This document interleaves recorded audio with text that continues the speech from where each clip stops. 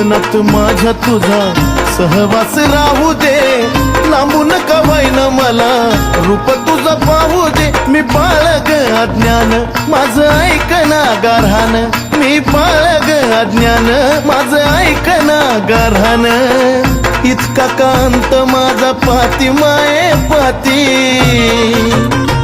मग काग येणा माई लांब लांब जाती या लेकराच्या जीवाची लाही लाही होती. मग काग येणा माई लांब लांब जाती या लेकराच्या जीवाची लाही लाही होती.